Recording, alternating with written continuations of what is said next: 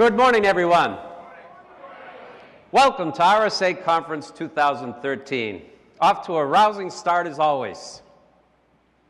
We are the champions. Another year, another song.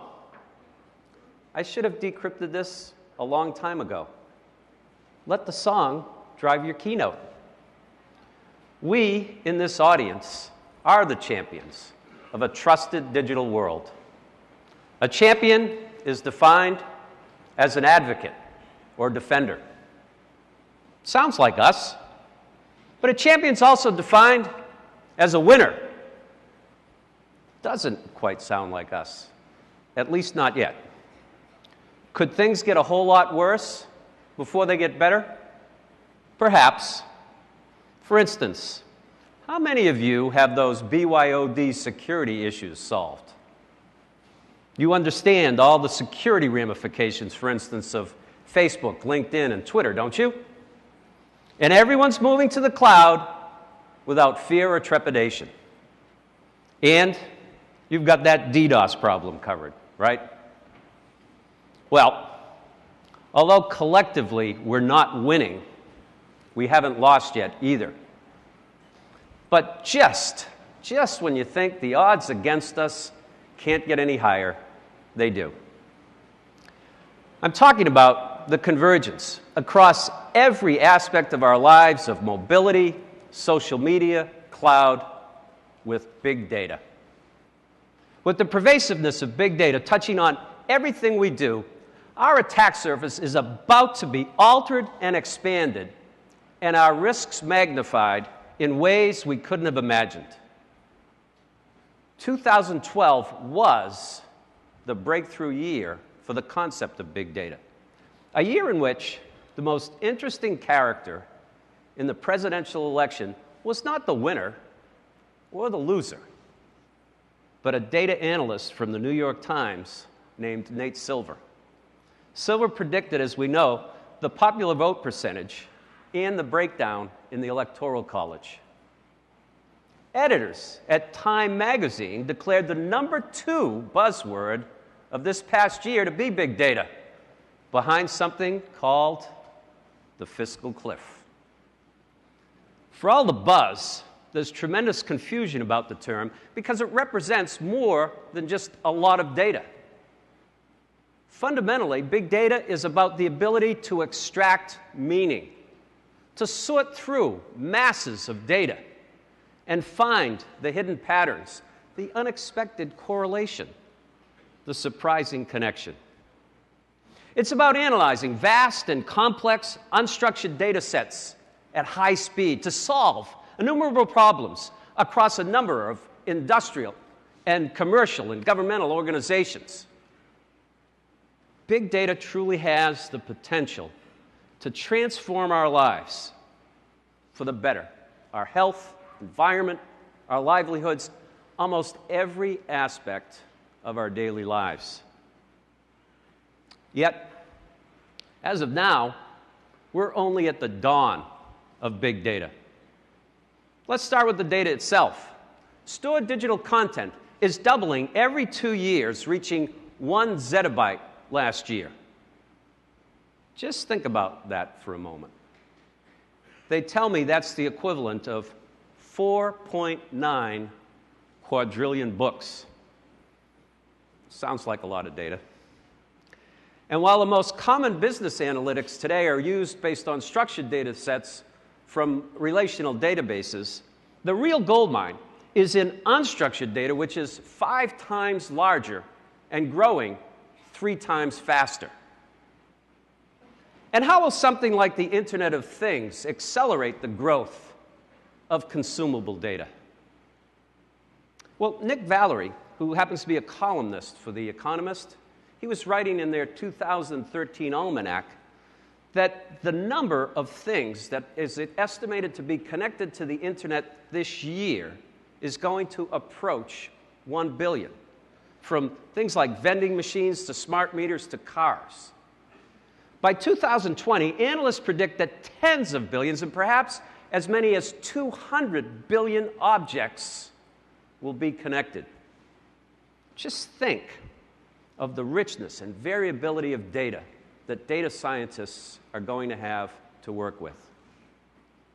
And we're not only talking about how big data will impact and drive information technology, we're talking about how businesses and organizations will fundamentally change and evolve to become more productive and efficient.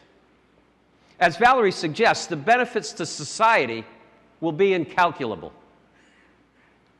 But according to IDC, as of now, less than 1% of this data is being analyzed. This won't be for long, though, as new tools and techniques are coming online all the time. And it won't be long before big data applications and stores become the crown jewels of our organizations. For once, this tired cliche is actually appropriate. And those crown jewels will be readily accessible in the cloud and via mobile devices across our hyper-connected enterprises. But not just to us, to our adversaries as well. Feel those odds against us rising? Well, I'm just getting started. Much has been made in the press of late about attribution for the attacks on the New York Times and others. I'll take all of those reports at face value. But do we really need to see a smoking gun to know there's a dead body lying on the floor? Did we somehow miss that not one, but multiple nation-states are infiltrating commercial, nonprofit, and government organizations, not just in this country, but around the world, for the purpose of espionage and theft of IP? Some, obviously, more visible and egregious than others. And let's not forget cyber criminals like those associated with the recent breaches at Apple and Facebook. Sure, we should continue to work to out the perpetrators. But for the most part, we know who they are, or at least where they're coming from. I'd rather ask, what are our governments going to do about it? And what are we going to do to better defend ourselves? There's a whole host of geopolitical issues here that are well above my pay grade. But it's clear to me, as I'm sure it is to all of you, that in an age of globalization, with interdependent economies relying on world trade, that all nations need to be governed by rule of law and respect for property, not just in word, but in deed. Thank you. Thank you. As to defending ourselves, well, there's an additional challenge we are all collectively facing. A very disturbing escalation from our adversaries that we need to have a thorough understanding of. I'm talking about recent attacks that go beyond intrusion, disruptive attacks that appear to be coming from a nation that sponsors terror and hacktivists. It's really important. It's really, really important that we ensure the right level of understanding here. Because if we as an industry overhype this situation, organizations won't take the necessary steps to prepare themselves. That's why I absolutely hate the term cyber Pearl Harbor. I just think it's a poor metaphor to describe the state we are really in. After all, what do I do differently once I've heard it? And I've been hearing it for 10 years now. Triggering a physically destructive event solely from the internet might not be impossible, but it is still, as of today, highly, highly unlikely.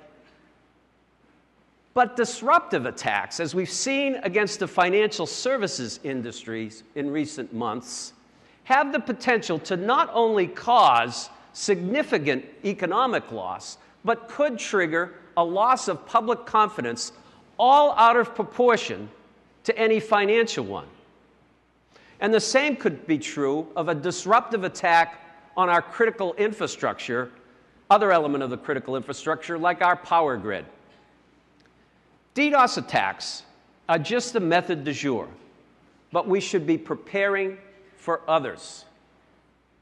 And yes, we've had DDoS attacks before. The escalation here is about the source and severity with which they're being carried out. And make no mistake, this escalation is significant. Disruptive attacks will become the prelude, the pathway to destructive attacks. Here's the issue. The more we create the Internet of Things, IP enabling more and more elements of our physical infrastructure, the pathway is going to become clear. Attacks on digital systems that result in physical destruction will no longer require manual intervention. Disruptive attacks that erase or corrupt digital content, as we saw at Saudi Aramco, are just a step along this path. That means the emergence of these disruptive attacks adds a scary dimension to what we're already dealing with, the escalation of those intrusion-oriented attacks. So, taken together, the implication is that in the next several years, we're headed into very dangerous and uncharted territory, and I'm not sure that anyone outside of this community has a true grasp of the situation. In a speech I gave about 6 months ago, I coined a phrase, the PR gap, the perception versus reality gap that I felt had emerged between the press, the general public, and privacy groups, and ourselves. Some of the blame rests with us. FUD-oriented marketing, figures tossed around about cyber losses, phrases like Pearl Harbor and cyber Pearl Harbor and so on, may temporarily raise awareness, but do nothing to improve a broad understanding of the situation. Many in the press still believe the situation is overhyped. This past year, Richard Clarke was skewered in a Wired magazine column for suggesting our critical infrastructure was highly vulnerable. But until recently, the press didn't see what we, law enforcement, and the intel community see. Nobody wants their breach or loss exposed. So like the proverbial iceberg, the true depth of the problem has remained hidden. And I say recently because the New York Times and several others in the media felt what it was like firsthand. But back to my friend Dick Clark. Even if he did exaggerate the current threat, and I don't believe he did, it doesn't mean his prediction won't come to pass based on the current trajectory or with the specter of the uncontrolled use of exploits like Stuxnet and Deku. It would be wise for us to remember his 9/11 testimony and his work in the White House to warn against the terrorist threat. So what do we do? Well, the last thing we do, or the last thing we should do, is despair. There's much we can do. And frankly, this is no time for losers. As is often the case in times of crisis and peril, I look to history and the exemplary leadership of others, like our 16th president, Abraham Lincoln. He's certainly topical with the recent movie. No. Not Lincoln the Vampire Hunter. A silver axe, really? I was talking, of course, about Spielberg's Lincoln. Yeah, that's better. They were having a little fun with me, I guess. 1 month before signing the Emancipation Proclamation, in a message to Congress on December 1st, 1862, about what it would take to win the Civil War and save the Union, President Lincoln said, "The dogmas of the quiet past are inadequate to the stormy present. The occasion is piled high with difficulty, and we must rise with the occasion. As our cause is new, we must think anew and act anew. Well, I think it's safe to say our situation is piled high with difficulty. We are at a critical crossroads. We are at the next phase in the evolution of the information age, with this convergence of big data, mobility, cloud, with our social media-driven society. And as we face an equally evolving threat landscape, it is clear that our cause is new and we must act anew. It's past time for us to disenthrall ourselves from the reactive and perimeter-based security dogmas of the past and speed adoption of intelligence-driven security. In my keynote last year, I outlined the requirements of an intelligence-driven security system: a thorough understanding of risk, the use of agile controls based on pattern recognition and predictive analytics to replace those outdated static controls, and the ability to analyze vast streams of data to produce actionable information. Fortunately, the idea of an intelligence-driven model is becoming conventional wisdom. So we are starting to think anew. But given the situation, we must act more quickly. This morning, I'd like to focus on the nature and development of intelligence-based systems and sources of intelligence that are the basis for the model that we must act on. Nassim Taleb, who gained fame as the author of Black Swan, a bestseller about financial markets and risk, has a more fascinating new book out, Anti-Fragile: Things That Gain from Disorder. Bear with me here a moment, because the concept is relevant to designing intelligence-driven security systems that employ adaptive capability, machine learning, and external intelligence to become smarter in response to attacks. Anti-fragile doesn't mean resilient or durable. Resilience means taking a blow and springing back to previous form, like a wet sponge. Durable means withstanding external force without changing, like the USS Constitution's hull withstanding the blasts of cannonballs. Anti-fragile, by contrast, is the opposite of fragile. If fragility means brittleness or weakness that causes an object to break in response to attack or force, then anti-fragile means adaptive capacity to become stronger or smarter in response to attacks and disorder. Taleb shows how so many make the mistake of trying to design durable entities when all the time they should be trying to design underlying systems that can prove themselves to be anti-fragile. Using an approach like this can make an intelligence-driven model future-proof. I'm not talking about perfect security here. I'm talking about a model that evolves and learns from change, whether process, technology, or threat-related. I'm talking about a model that allows us to detect attacks quickly and respond quickly. I'm talking about a model based on big data. That's right, our own version of security big data.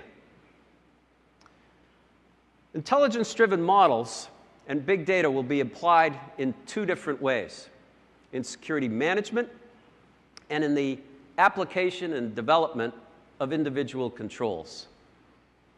Because sources of security data are almost limitless, the requirement for security management is going to go well beyond traditional SIM. We've reached the limits of that technology. Organizations must be able to gain full visibility into all data, structured and unstructured, internal and external. Big data architectures will be scalable enough such that all data can be analyzed, no matter how expansive or how fast-changing.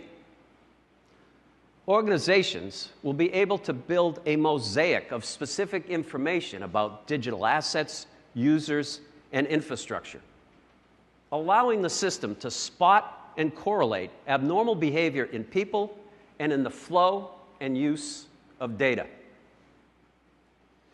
In a recently published security brief titled Big Data Fuels Intelligence-Driven Security, experts from RSA, Northeastern University, and Booz Allen Hamilton set out the components of a big data-oriented security management system. It must start with, appropriately enough, automated tools that collect diverse data types and normalize them. And the data needs to be stored in a centralized warehouse where all security data is available for security analysts to query. The system must include analytics engines capable of processing vast volumes of fast-changing data in real time, as well as a standardized taxonomy for indicators of compromise that are in machine-readable form and can be readily shared. And it must rely on N-tier infrastructures that can scale out across multiple vectors and have the ability to process large and complex searches and queries. Finally, and most important so that we get a result, the system must have a high degree of integration with GRC systems and task-specific security tools so that we can detect attacks early or perhaps in advance, and then trigger automated defense measures, such as blocking network traffic, quarantining systems, or requiring additional identity verification. As to the controls themselves, the high degree of integration is key to replacing today's non-system of individual, isolated, siloed, static controls. Big data controls will be agile and predictive like next-generation authentication and malware blocking. Although initially task-specific, to be truly dynamic and situationally aware, these controls have to evolve. Let me elaborate.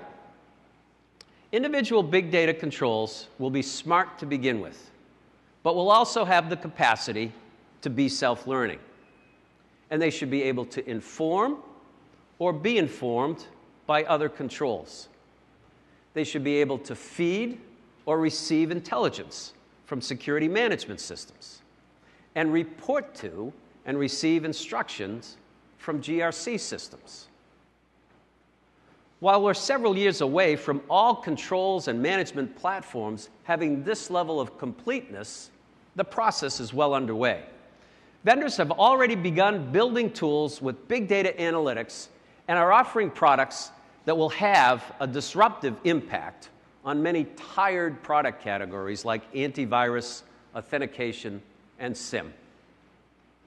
As an example, and I'm sure you'll see others, we at RSA have just announced version 8.0 of our Secure ID Authentication Manager platform.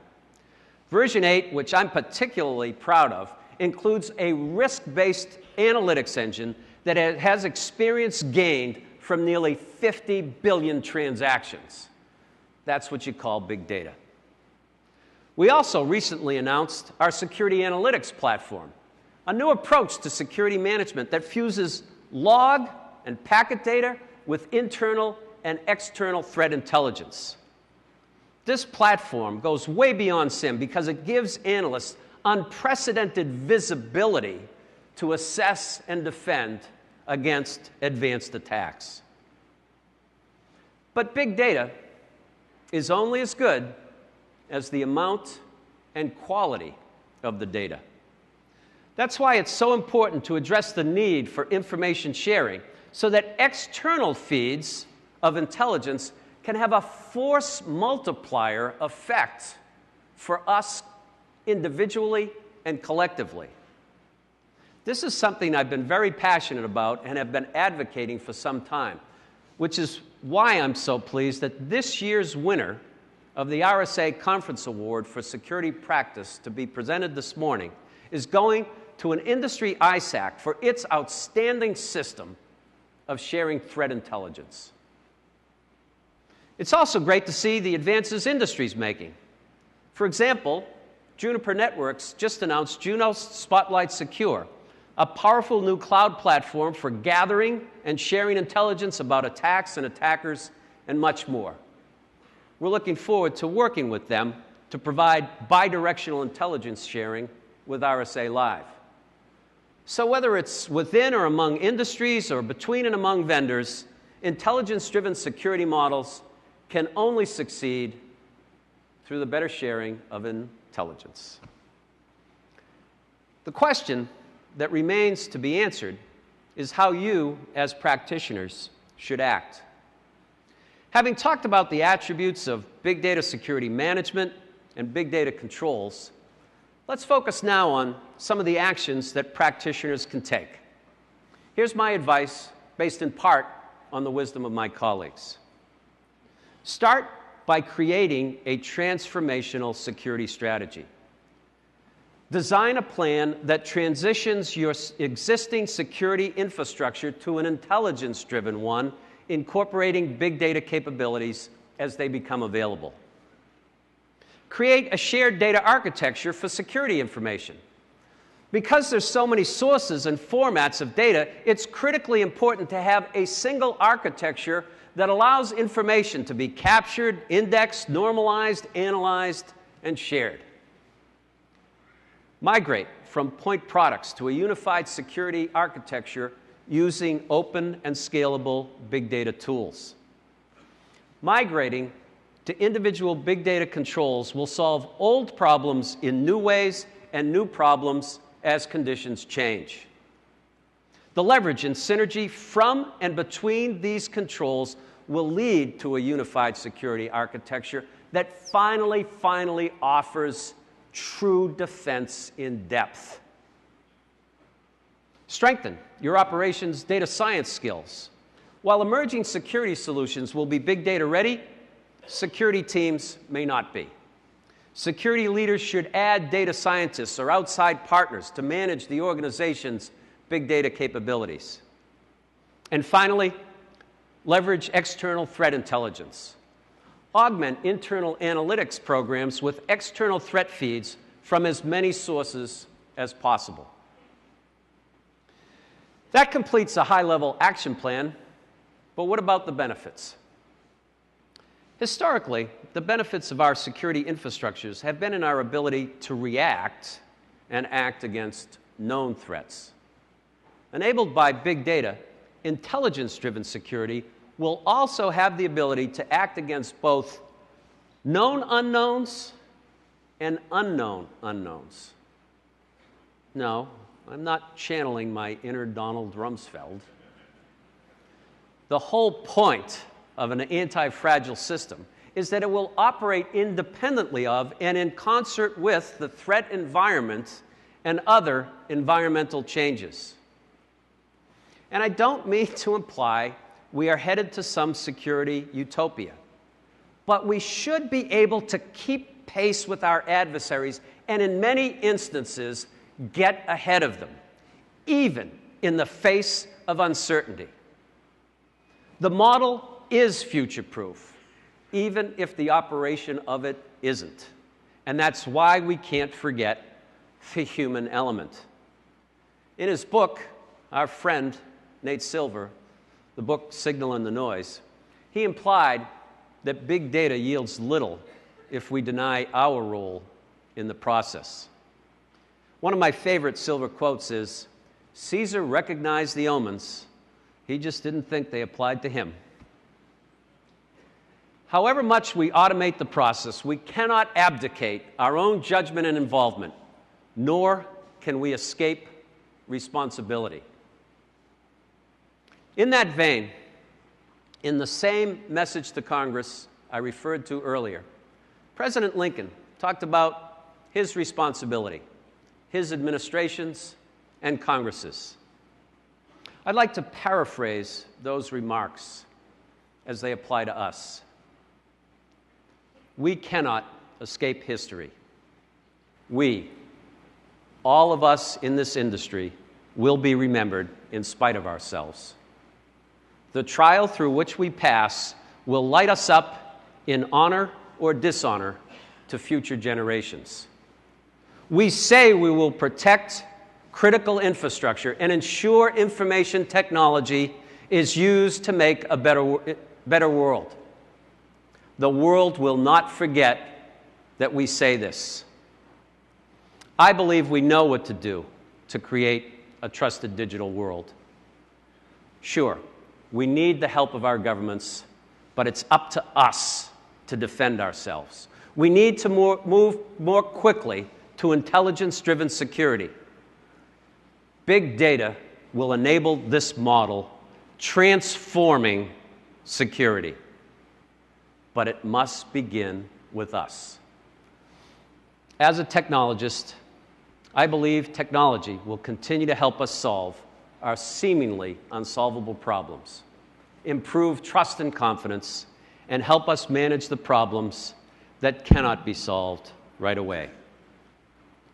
Big data technology has arrived. Embrace it. It will help us win. We have no time for losers. We are the champions. Thank you very much.